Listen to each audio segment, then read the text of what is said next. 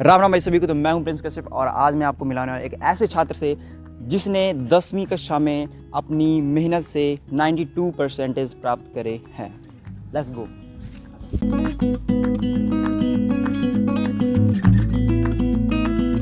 तो सबसे पहले मैं आप इनका थोड़ा सा परिचय लेते हैं और इनसे पूछते हैं कि भाई इन्होंने कैसे किस प्रकार से प्राप्त करे हैं। जय श्री राम दोस्तों, मेरा नाम अनिरुद्ध तिवारी है। मैं कक्षा 10वीं का छात्र था। मैंने अपनी मेहनत से 92% प्राप्त किए हैं। ये बहुत आसान नहीं था। जब मैंने पढ़ना जब हाई स्कूल में मतलब कि प्रवेश किया था, यानी कि जब मैं हाई स्कूल में गया तब मैंने 92% का मैंने सोचा तक नहीं था कि मैं कैसे प्राप्त करूँगा। ये मेरी ज़िंदगी का मतलब कि मेरा फर्स्ट टाइम था, ये कोई दूसरी बार नहीं था। मुझे थोड़ी सी घबराहट भी हो रही थी जब मैंने इसको महसूस किया कि हाई स्कूल में आ गए हैं, अब थोड़ा पढ़ना पड़ेगा।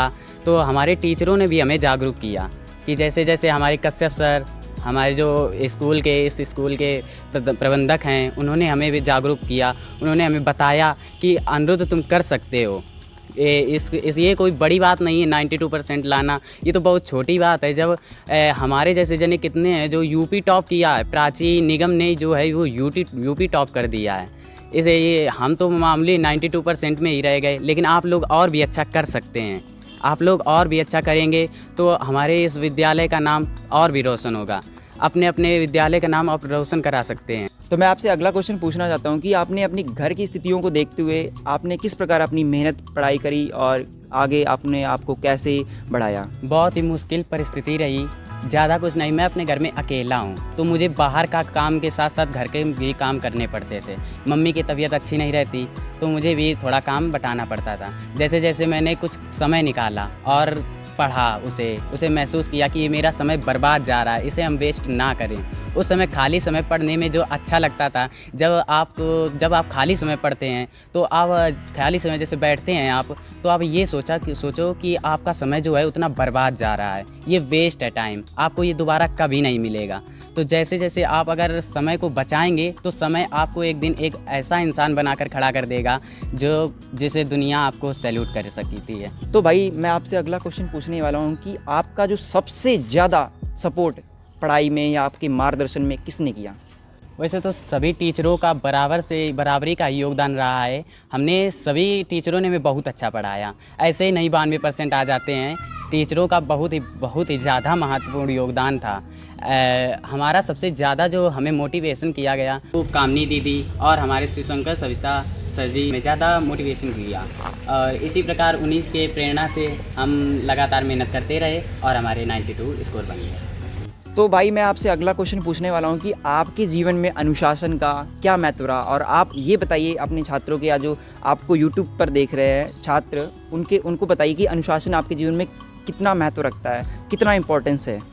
अनुशासन ज़िंदगी में बहुत ही महत्वपूर्ण होता है।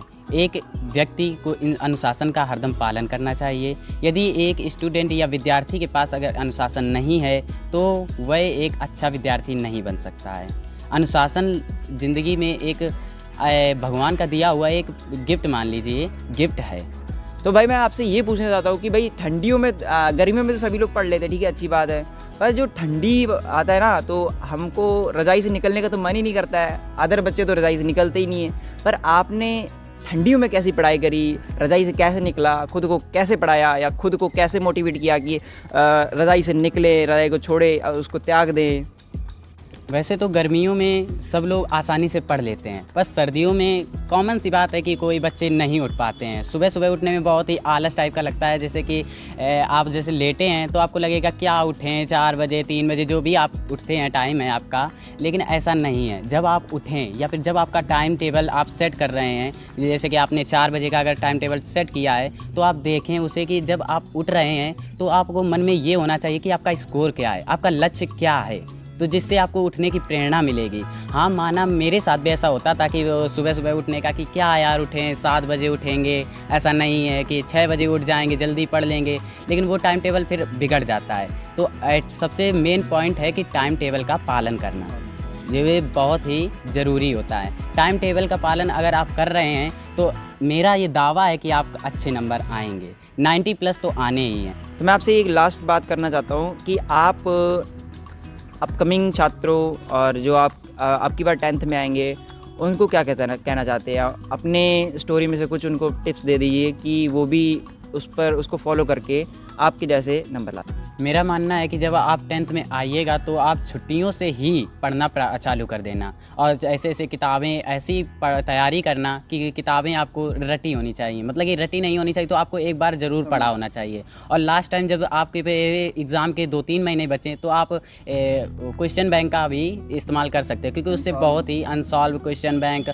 और अपने खुद से पेपर सॉल्व कीजिए, जिससे आपको प्रैक्टिस मिलेगी और आप बोर्ड एग्ज़ाम में अच्छा कर पाएंगे। जय हिंद, जय भारत दोस्तों।